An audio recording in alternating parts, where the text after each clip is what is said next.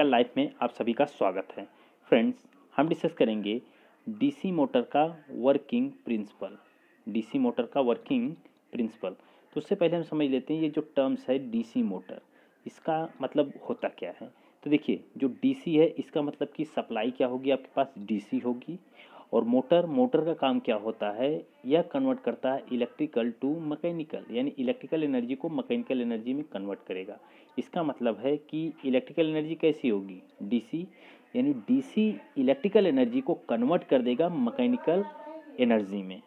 DC electrical energy को convert कर देगा मैकेनिकल एनर्जी में। अब देखिए प्रिंसिपल क्या है इसका। प्रिंसिपल इसका देखिए बहुत आसान है, बहुत कठिन नहीं है, नॉर्मल ही है बस। लेकिन उससे जो इक्वेशन आपके फॉर्म होते हैं ना, वो एग्ज़ाम के पॉइंट ऑफ व्यू से बहुत इंपॉर्टेंट होते हैं, ठीक है।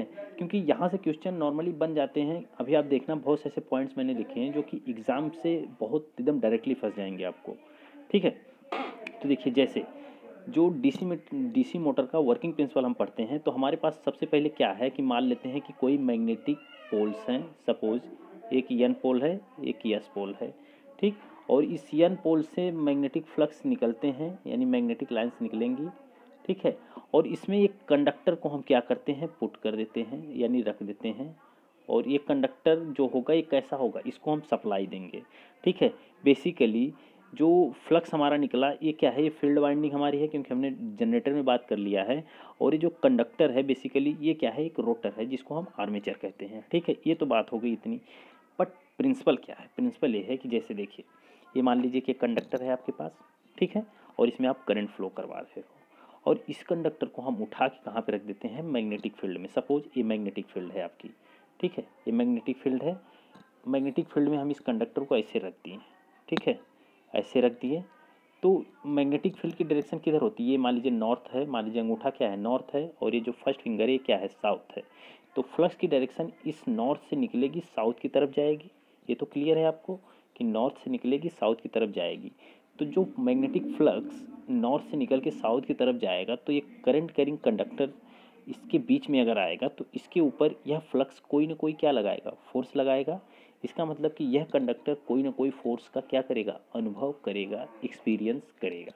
इतनी चीज़ तो क्लियर है ना कि किसी भी करंट कैरिंग कंडक्टर को जिसमें करंट का फ्लो हो रहा होगा, अगर उसको मैग्नेटिक फील्ड में रखेंगे तो उसमें एक फोर्स आएगा जो कि कंडक्टर के ऊपर रखेंगे, मतलब कंडक्टर के ऊपर लगेगा। अब वो कंडक्टर को किस डायरेक्शन में रोटेट करवाता है वो डिपेंड करेगा कि फ्लक्स की डायरेक्शन आपने किधर से लिया हो, नॉर्थ पोल साउथ पोल की तरह। अगर ऐसे लगा तो मतलब फ्लक्स इधर से जा रहा है तो कंडक्टर इधर को रोटेट कर जाएगा, ठीक है। तो इतनी चीज़ तो क्लियर है ना। तो देखिए क्या है कि जैसे देखिए क्या लिखा है कि the DC motor work on the principle when the current carrying conductor is placed in a magnetic field it experience a mechanical force. अब देखिए डीसी मोटर का जो वर्क है वह किस प्रिंसिपल पे काम कर रहा है कि एक करंट कैरिंग कंडक्टर को प्लेस कर दिए मैग्नेटिक फील्ड में, तो उस कंडक्टर पर एक मैकेनिकल फोर्स आएगा। अब देखिए the force is experienced from a high flux density to low flux density, यानी यह जो फोर्स की एक्सपीरियंस करने का मतलब है, जो एक्सपीरियंस करेगा वो हाई फ्लक्स डेंसिटी से। हाई फ्लक्स डेंसिटी का मतलब क्या हो गया, देखिए फ्लक्स डेंसिटी का मतलब क्या हो गया, बी बराबर 5/A, बी बराबर 5/A। ये फ्लक्स डेंसिटी कहीं पर ज़्यादा है, इसका मतलब है कि पर यूनिट एरिया में फ्लक्स ज़्यादा है। पर यूनिट एरिया में जो फ्लक्स है उसी को हम क्या कहते हैं, फ्लक्स डेंसिटी। तो फ्लक्स डेंसिटी अधिक होने का मतलब क्या है कि फ्लक्स का अधिक होना। तो यह फोर्स जो एक्सपीरियंस करेगा वो हाई फ्लक्स डेंसिटी से लो फ्लक्स डेंसिटी की तरफ आपका एक्सपीरियंस करेगा, ठीक है। अगर बात करें मैग्नीट्यूड की, तो मैग्नीट्यूड क्या है कि मैग्नीट्यूड कितना होगा, जो एक्सपीरियंस किया हुआ फोर्स है उसका मैग्नीट्यूड होगा magnitude of force experience by the armature conductor. मैंने आपको पहले ही बता दिया था कि जब ये मतलब हमने मान लीजिए कि फील्ड बनाया और इसमें करंट कैरिंग कंडक्टर रखा, तो यही कंडक्टर क्या है, आर्मेचर कंडक्टर है। तो इस आर्मेचर कंडक्टर में जो मतलब फोर्स एग्जर्ट हुआ उसका वैल्यू कितनी होगी, तो उसकी वैल्यू होगी F बराबर BIL न्यूटन, यानी F की जो यूनिट होती है वो क्या होती है, न्यूटन होती है। तो BIL साइन थीटा। अब देखिए यहाँ पे साइन थीटा क्यों नहीं लिखा गया है, रीज़न है, ठीक है। साइन थीटा लिखने का मतलब क्या कि साइन 90 डिग्री, साइन 90 डिग्री समान एक होता है। तो ये मैक्सिमम पे आपको लिया गया है कि मैक्सिमम बल कितना अनुभव कर सकता है, तो वह BIL न्यूटन कर सकता है।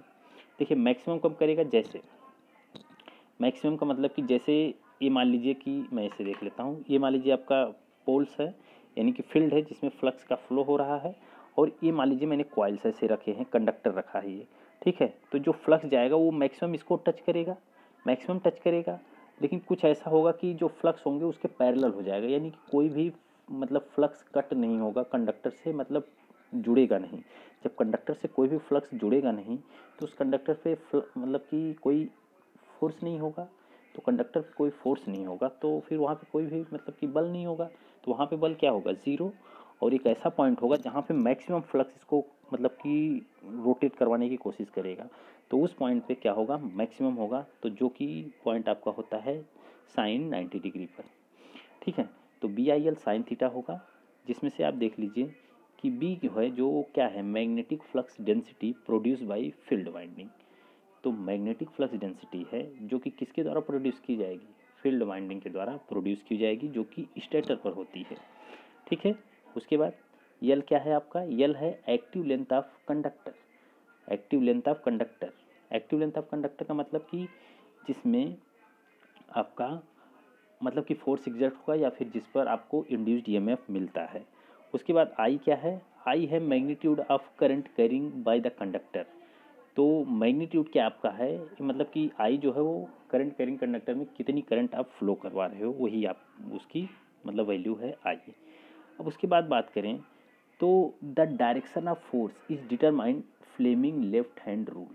बहुत इंपॉर्टेंट है, क्या मैं बोल रहा हूँ कि जो डायरेक्शन आपको फोर्स जो लगा है उसकी डायरेक्शन फाइंड आउट करने के लिए किसका रूल यूज करते हैं, फ्लेमिंग लेफ्ट हैंड रूल का। तो हम पढ़ रहे हैं DC मोटर, तो DC मोटर में फ्लेमिंग लेफ्ट हैंड रूल हमारा अप्लाई होता है। क्लियर है इतनी चीज़, चलिए आगे देखते हैं। अब देखिए ये फ्लेमिंग लेफ्ट हैंड रूल हमने मतलब दिखा दिया आपको।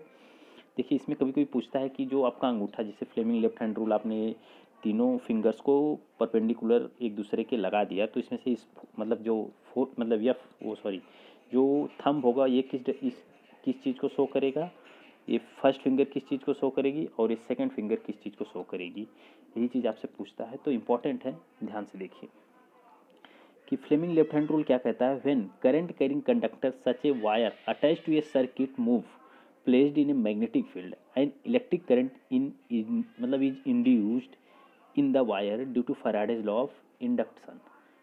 देखिए क्या मतलब है इसका, इसका मतलब है कि व्हेन करंट कैरिंग कंडक्टर, जैसे करंट कैरिंग कंडक्टर है, जैसे कि एक वायर है अटैच कर दें एक सर्किट से, किससे मतलब अटैच कर दिया, एक सर्किट से हमने एक वायर को अटैच कर दिया और उसे हम मैग्नेटिक फील्ड में क्या करवाएं, मूव करवाएं, तो उस वायर में इलेक्ट्रिक करंट क्या हो जाएगी, इंड्यूस हो जाएगी, जो कि किसके कारण से होगी, वो होगी फैराडेज लॉ ऑफ इंडक्शन के कारण। किसके कारण होगी, फैराडेज लॉ ऑफ इंडक्शन के कारण।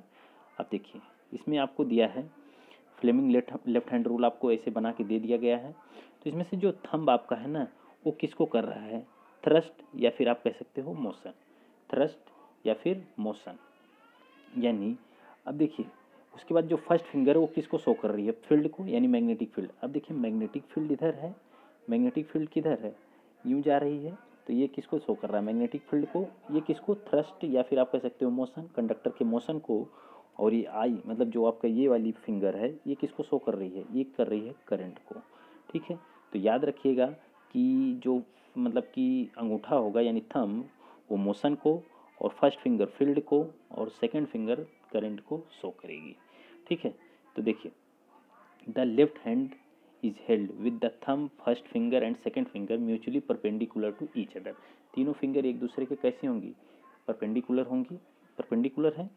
तो देखिए the thumb is pointed in the direction of motion of conductor, यानी जो थंब पॉइंट करेगा वो direction of motion of the conductor, conductor किस डायरेक्शन में मोशन कर रहा है, गति कर रहा है, relative to magnetic field that's mean direction of force. तो डायरेक्शन ऑफ फोर्स जो मतलब पॉइंट आउट करेगा वो क्या होगा, आपका थंब होगा।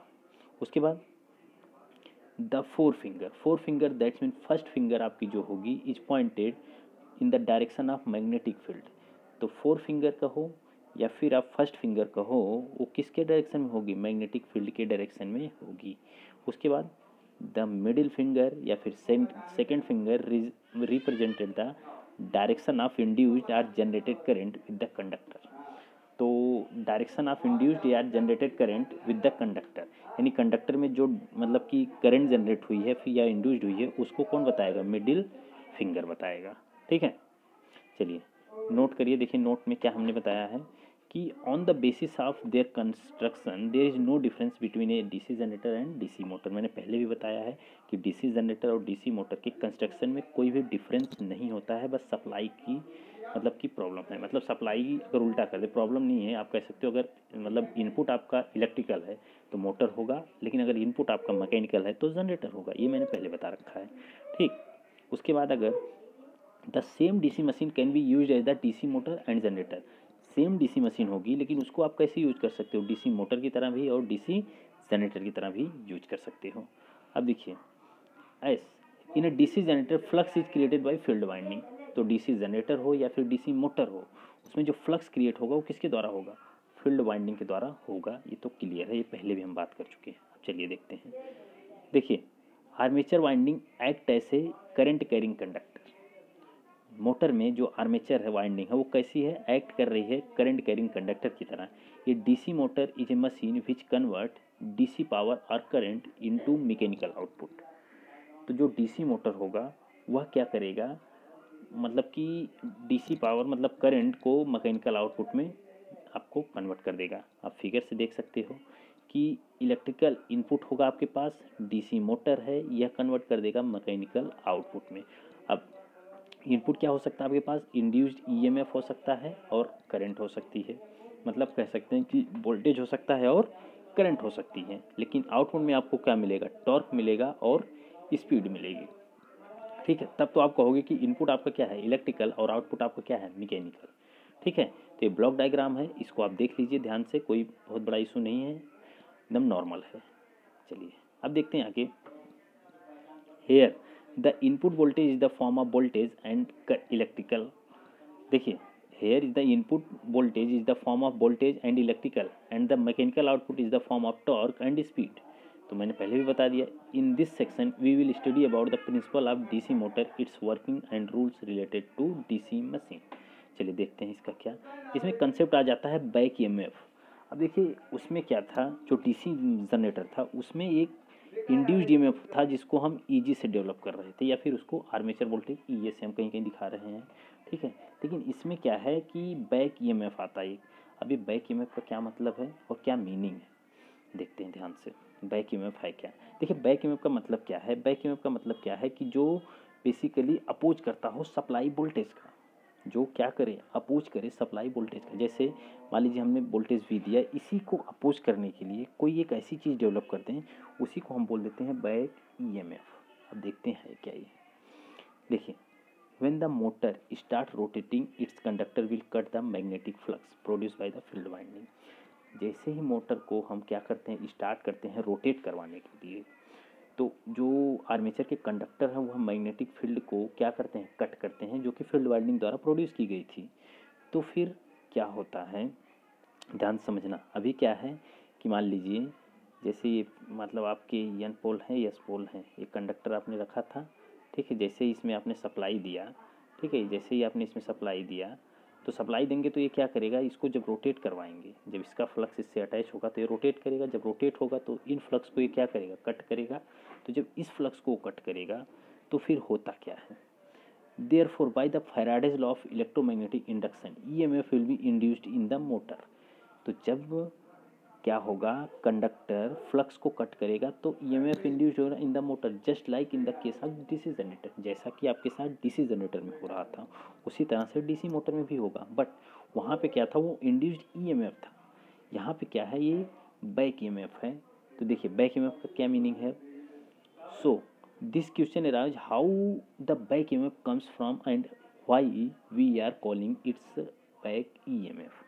अब देखिए क्वेश्चन ही बनता है कि इसको हम बैक ईएमएफ क्यों कहते हैं, वहाँ पे तो हम इसको इंड्यूस्ड ईएमएफ कहते थे, लेकिन डीसी मोटर में इसे हम क्या कहते हैं, बैक ईएमएफ कहते हैं। क्यों, चलिए देखिए क्यों कहते हैं।